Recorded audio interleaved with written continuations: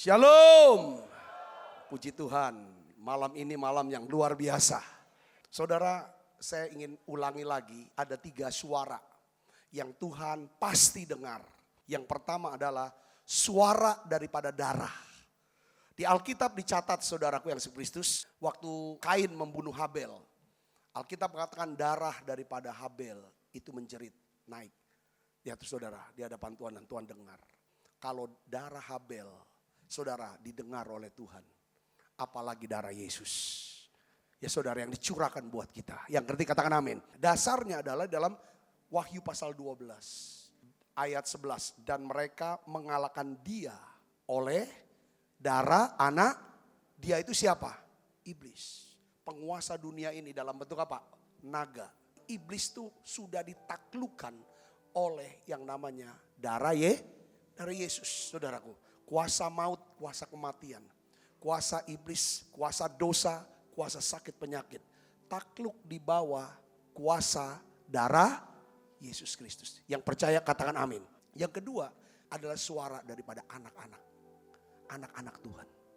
Kalau saudara punya anak, siapa yang punya anak di sini? Saudara punya cucu. Saudara sedang duduk baca, sedang asik main handphone, sedang asik masak di dapur. Kalau dengar suara anak saudara menjerit, saudara akan tinggalkan dapur, tinggalkan handphone, tinggalkan TV, tinggalkan koran. Untuk apa? Lari cari suara itu. Suara siapa? Anak atau cucu. Katakan amin. Kalau saudara tahu posisi saudara sebagai anak Tuhan, saudara tahu saudara butuh pertolongan daripada Bapa, dengar baik, cerit, Tuhan pasti dengarkan saudara. Yang ngerti katakan amin. Itulah makanya sering-seringlah berdoa, doa Bapa kami. Supaya kita tuh ngerti. Nanti lama-lama Tuhan akan berikan pewahyuan buat kita, pengertian tentang doa Bapa kami. Bapa kami yang ada. Kenapa kita sebut Bapa di sorga? Kenapa kita sebut Bapa kami yang di sorga? Bapa itu sumber. Katakan sumber. Kita disebut Bapa karena dia Allah statusnya Bapa. Sumber kita dan kita siapa? Anak. Kita panggil Bapa karena kita anak. Kita punya hubungan. Setiap doa, saudara, yang dijawab. Setiap permintaan yang dikabulkan adalah permintaan orang yang punya hubungan. Kalau ada orang punya hubungan dengan saudara, hubungan anak, hubungan keluarga, hubungan sahabat, hubungan apapun yang begitu dekat, ketika ada permintaan, itu yang akan memudahkan permintaan itu diberikan. Kenapa disebut Bapa kami yang di sorga? Kenapa disebut sorga? Bicara sorga, bicara tentang Bapa kita ada di sorga. Kita adalah anak-anak sorga. Warga negara kita adalah warga negara apa? Sorga. Kalau sesuatu di dalam dunia ini, dalam kebutuhan kita dalam dunia ini, tidak bisa kita selesaikan dengan kekuatan kita dan kekuatan yang ada di dunia. Ingat baik, saudara harus mengerti. Saudara bukan hanya warga dunia, warga Palembang, tetapi saudara juga warga negara kerajaan sorga. Kalau saudara mau masuk dalam doa, ya kan, kepada Bapa yang di sorga, saudara tidak bisa lagi pakai mata yang dilihat, telinga yang jasmani, mata jasmani, hidung jasmani, tangan jasmani. Saudara harus tukar sesuatu yang natural dengan yang supranatural. Sesuatu yang alam yang bisa dilihat dengan apa yang tidak bisa dilihat. Mata uang sorga adalah apa? Iman. Katakan iman. Bapa kami yang ada di sorga. Dikuduskanlah namamu. Saudara dan saya berdoa, tidak bisa berdoa tanpa memuji dan menyembah. Waktu saudara memuji dan menyembah dengan segenap hati, tadi kita nyanyi, kiranya Engkau memberkati aku berlimpah-limpah. Waktu saudara memuji dia, saudara ucapkan di kata-kata dengan iman percaya. Dan memperluas daerahku. Di sini ada seperti satu keyakinan. Katakan amin saudaraku. Dia pasti memberkati aku berlimpah-limpah. Dia pasti akan memperluas daerahku. Daerah pelayananku, daerah bisnisku. Perluas pergaulanku, pengaruhku. Otomatis dia akan perluas juga rezekiku. Datanglah kerajaanmu. Ini bicara tentang apa? Doa harus mengutamakan kepentingan daripada kerajaan. Doa tidak boleh dinaikkan dari hati yang egois. Tapi permintaan kita, apakah ada kaitannya untuk kerajaan Allah? Kalau saudara berdoa, Tuhan beri saya pekerjaan, beri saya bisnis, saya uang Tuhan, untuk saya bisa kerja, saya bisa lunasi semua utang saya, supaya aku bisa memuliakan Tuhan, supaya kerajaanmu bisa diluaskan. Aku akan biayai penginjilan-penginjilan, aku akan membiayai renovasi dan pembangunan hamba-hamba Tuhan yang punya rumah Tuhan di sana. Katakan amin. Utamakan kepentingan kerajaan dalam setiap hidup saudara. Kalau saudara mau pakai uang ini apakah bisa memuliakan kerajaan, memperluas kerajaan, atau hanya untuk supaya aku dibilang hebat, aku jadi populer, aku pamer? Harus kepentingan di kerajaan. Datanglah apa? Kerajaan. Kita rindu kerajaan Allah itu apa sih? Soal apa? Bukan makan minum. Kerajaan Allah soal apa? Kebenaran, damai sejahtera, sukacita oleh Roh Kudus. Jadilah apa? Kehendakmu. Di mana? Di bumi seperti kalau sering doa Bapa kami. Kita punya kehendak. Kita coba berusaha kehendak kita bisa jadi. Kalau toh kepentok atau enggak jadi, kita percaya ini pasti bukan kehendak Tuhan. Karena doa kita adalah jadilah apa? Kehendakmu. Di bumi ini seperti di Saudaraku yang seperti itu, saya pernah khotbah tentang seorang yang namanya Frank Slasak. Dia sebenarnya seorang guru, saudaraku. Dia ikut tes. Saudara, ikut tes untuk jadi astronot. Ya juga seorang Kristen yang sungguh-sungguh. Orang tuanya juga Kristen yang sungguh-sungguh. Kalau nggak salah dia juga guru dan juga guru sekolah minggu. Saudara, dari sekian ribu orang yang daftar, ada 100 orang yang sudah terpilih seleksi. Seleksi untuk masuk ke ruang hampa udara, dia lulus segala macam untuk supaya nggak mabok di segala macam. Semuanya udah lulus. Lalu tinggal pemilihan, saudara, dari 100 tinggal 2 orang, dia dan Christina. Saudara, yang namanya Christina. Saudara, dia percaya bahwa dia terus doa, minta doa segala macam. Dia percaya dia pasti akan jadi astronot. Karena dia melihat kayaknya semuanya lancar. Dan lihat kayaknya saingan dia bisa kalahkan Christina ini. Tapi pada hari pengumuman, saudara, apa yang terjadi? Rupanya Badan Antariksa Nasional Amerika, NASA, tidak memilih Frank Slasak, tapi dia pilih Christina.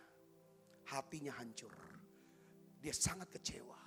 Dia tanya sama Tuhan, kenapa Tuhan Engkau tidak pilih aku? Aku punya impian, aku punya kehendak. Aku ingin di dalam hidupku orang-orang di seluruh dunia mengingat Frank Slasak, seorang astronot yang berhasil tembus ruang angkasa dan balik dengan selamat. Aku ingin memuliakan Tuhan juga.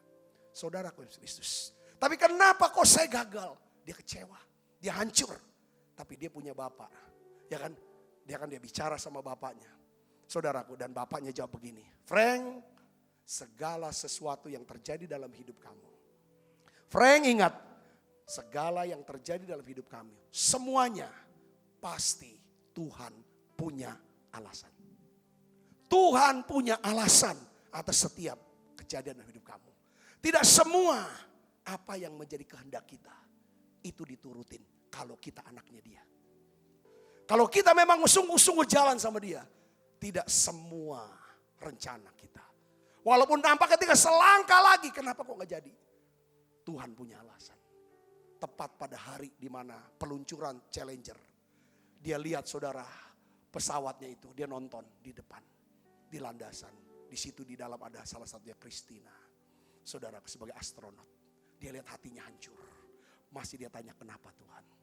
Kenapa Tuhan bukan saya? Kenapa Tuhan?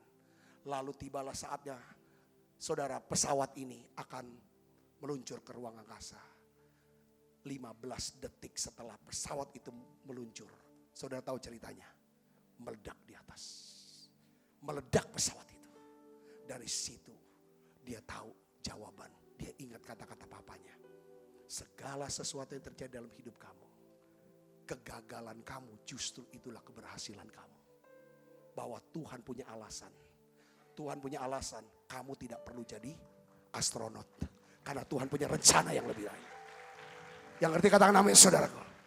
Dalam hidup kita seringkali, ya kan saudara, kita tidak ngerti. Kalau kita terus rajin doa Bapa kami, datanglah kerajaanmu. Jadilah kehendakmu. Karena kehendak Tuhan adalah bukan dia jadi astronot lalu dipanggil oleh Tuhan. Tidak itu. Bukan pesawat itu. Tuhan tidak mau pesawat itu jadi kuburan buat dia. Hari ini saya ingin ajak kita jadi orang Kristen. Ayo jadi orang Kristen. Yang apa saudara? Yang dewasa. Bukan Kristen anak-anak yang cengeng. Yang baperan. Makanya banyak orang akhir tahun, awal tahun bikin resolusi. Aku gak mau ngerokok lagi, aku gak mau makan banyak-banyak lagi. Aku gak mau gosip lagi, aku gak mau suka fitnah lagi. Aku gak suka mau marah-marah lagi. Tapi setelah itu masuk bulan berikutnya apa saudara? Samo baik tidak berubah dia. Kenapa? Karena tidak pernah punya doa yang benar. Berilah kami pada hari ini makanan kami yang secukupnya. Nah, doa ini adalah doa yang benar yang mengajarkan kita supaya jalan hidup kita tidak serakah. Berapa banyak orang ya kan hidupnya penuh dengan beban kekhawatiran karena serakah. Habis nyicil rumah, mau nyicil, mau beli mobil lagi. Cicilan rumah mobil belum lunas, mau beli lagi motor. Kalau kita sudah jadi orang Kristen harus tanggalkan beban dan dosa yang akan menghalangi kita untuk kita bisa berlari dalam pertandingan di dalam Ibrani pasal 12 ayat 1 dikatakan karena kita mempunyai banyak saksi bagaikan awan yang mengelilingi kita. Marilah kita menanggalkan apa? Semua beban dan apa? Dosa yang begitu merintangi kita. Dan berlomba dengan tekun dalam perlombaan yang diwajibkan kepada. Untuk apa saudara? Supaya kita dapat mahkota. Kenapa kita harus berusaha keras. Supaya kita bisa sampai garis akhir. Lalu pada waktu Yesus datang. Kita semuanya diangkat. Kenapa kita harus mengalami pengangkatan? Tujuannya untuk apa? Supaya kita semuanya bisa dapat mahkota. Dalam perjalanan hidup kekristenan saudara dan saya harus tanggalkan beban. Kalau beban gak ditinggalkan, beban apa? Kekhawatiran, ketakutan. Apa yang gak perlu dipikirkan, apa yang gak perlu dibuat yang akhirnya jadi beban. Beban tidak dosa. Beban tidak dosa. Tapi akan memperlambat saudara. Beban membuat kita sulit masuk hadirat. Beban, capek, sibuk segala macam sulit buat kita melayani orang, menolong orang. Beban membuat kita kehilangan banyak upah. Sedangkan Tuhan mau orang yang dapat upah adalah orang yang apa saudaraku? Yang bisa melayani, yang bisa berbagi, yang bisa menolong, yang bisa memberi untuk nama Tuhan dipermuliakan. Kalau beban tidak ditanggalkan, beban bisa berubah jadi dosa. Makin ke depan keadaan makin sulit. Kalau bisa hal-hal yang membebani hidup saudara, saudara harus tanggalkan. Marilah kamu yang letih lesu dan berbeban berat. Mari datang kepadaku. Aku akan berikan kamu kelegaan. Ketika saudara mengalami yang namanya masalah keuangan, pekerjaan, semuanya sulit. Dengar baik, saudara punya kuasa. Roh Kudus ada dalam hati saudara. Di pikiran Tuhan adalah mujizat. Yang mewujudkan mujizat itu siapa? Saudara. Karena dia sudah berikan kuasa Roh Kudus itu buat saudara. Kalau saudara sekarang miskin, saudara susah.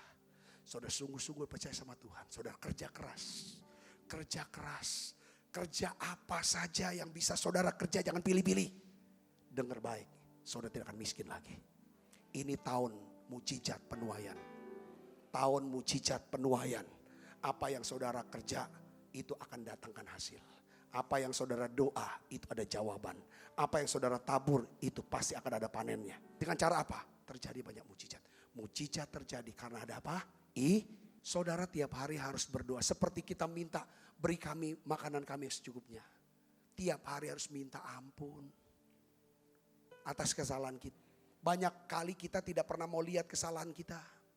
Sehingga kita tidak pernah mau minta ampun sama Tuhan tiap hari. Yang kita lihat cuma kesalahan orang. Kesalahan istri kita. Kesalahan anak kita. Kesalahan mertua kita. Sehingga kita lupa melihat kesalahan kita dan minta ampun tiap hari. Kita harus berdoa. Saudara, lebih baik kita lihat. Tuhan, ada salah kata, salah pikir, salah tindak. Tuhan, ampuni aku Tuhan. Ampuni kesalahanku. Seperti aku juga, kami juga mengampuni. Saudara masih gak ngampunin orang yang salah? Amin. Kalau doa saudara benar, pasti jalan hidup saudara benar. Tuhan, jangan bawa kami dalam pencobaan. Tetapi apa? Lepaskanlah kami daripada yang jahat. Yang jahat ini siapa? Iblis. Kalau saudara sudah mulai dekat-dekat dengan pencobaan, pasti saudara sedang dekat dengan iblis. Ibu bapak bisa ngerti maksud saya sini, amin? Kita sudah tahu nih, kita lemah nih di sisi ini. Gak boleh. Ini kan, hindari. Karena engkaulah yang mempunyai kerajaan dan kuasa dan kemuliaan sampai selama-lamanya. Beri tepuk tangan yang meriah.